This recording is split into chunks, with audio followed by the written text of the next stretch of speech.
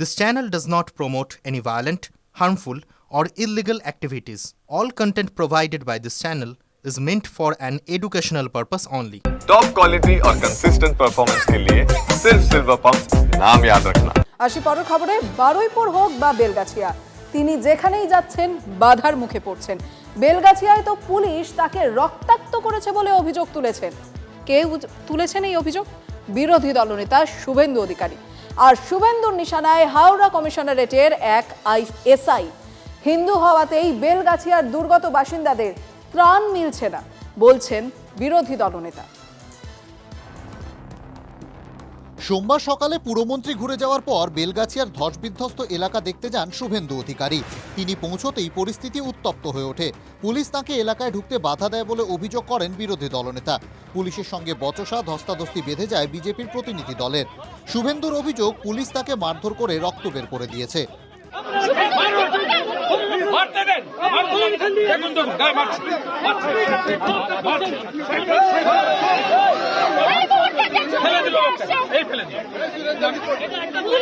গোলাম মরতে যা কেন গোলাম মরতে যা এসআই মারলো মারলেন কেন এইটা মারলে কি রক্ত কি আমি কি রক্ত লাগিয়ে দিয়েছি? শাসক নেতাদের ঢুকতে দেওয়া হলেও বিরোধীদের বাধা কেন, প্রশ্ন তোলেন বিজেপির বিধায়করা। হাওড়া কমিশনারেটের এসআই তাকে রক্তাক্ত করেছেন, দাবি বিরোধী দলনেতার। চাচা হাকিমকে খুশি করার জন্য বিরোধী দলনেতাকে করলো, আসতে পারেনি, আমি ঢুকে পড়েছি এলাকায়। গোলাম মুর্তেজা এসআই হাওড়া পুলিশ কমিশনারেট আমাকে রক্তাক্ত করেছে। সব জায়গায় আটকাচ্ছে আপনাকে, এই যে রক্তাক্ত দেখুন না। আপনি নিজের হাতে ব্যারিকেড সরাতে গিয়ে আপনার হাতে যদি একটু ছড়ে যায় লোহার কোনা লেগে, তাহলে সেখানে প্রথমে ডেটল, পরে একটা ওই টিটেনাস ইঞ্জেকশন যেটা বলে সেই রকম একটা নিয়ে নেবেন, যাতে বিষাক্ত কিছু না হয়ে যায়, তাহলেই হয়ে যাবে। অনেক কষ্ট করে দেখাচ্ছিলেন হাত তুলে, দেখা যাচ্ছিল না। এই সব নাটক করে কোনো কাজ নেই, কাজ হবে না। বেলগাছিয়া থেকে সোজা বিধানসভায় চলে যান শুভেন্দু। বাইরে থেকে চিকিৎসক এসে তাঁর চিকিৎসা করেন। বিধানসভায় বসেই বিরোধী দলনেতার অভিযোগ, রাজ্য তাকে যথাযথ সুরক্ষা দিচ্ছে না।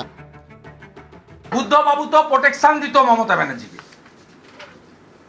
বুদ্ধবাবু জেড প্লাস ক্যাটাগরি দিয়ে তাকে নন্দীগ্রামে ঢুকাতো, সিঙ্গুরে ঢুকাতো। আর এই রাজ্যের বিরোধী দলনেতাকে আপনার কি করছে আপনি দেখুন, দেখুন এইটাই, এই ছবিটা দেখুন না। গোলাম মুর্তেজা ব্লাড নিয়েছে আমার, আমি কোথাও অভিযোগ করব না। বাংলার জনগণ দেখছে, আপনারা দেখছেন। আমি আক্রান্ত, ভিকটিম কার্ড সবসময় খেলার চেষ্টা করছেন। এইসবগুলো কথার কোনো অর্থ নেই। আপনি যদি যান, পুলিশ তো তার দেখবেই, পুলিশ চেষ্টা করবেই জায়গার শান্তি বজায় রাখতে। সেই শান্তি বজায় রাখার জন্য পুলিশ যা করার করছে।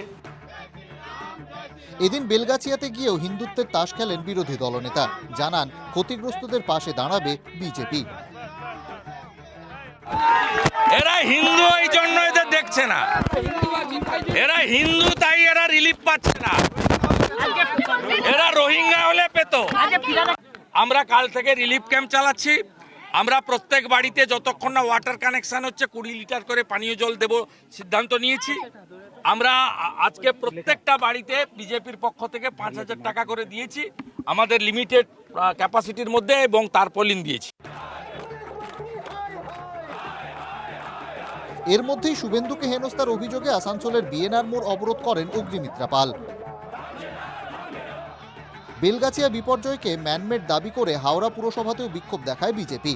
ক্যামেরায় শুভজিৎ, অমিতের সঙ্গে সায়ন্ত ভট্টাচার্য, সুব্রত বন্দ্যোপাধ্যায়ের রিপোর্ট, TV9 বাংলা।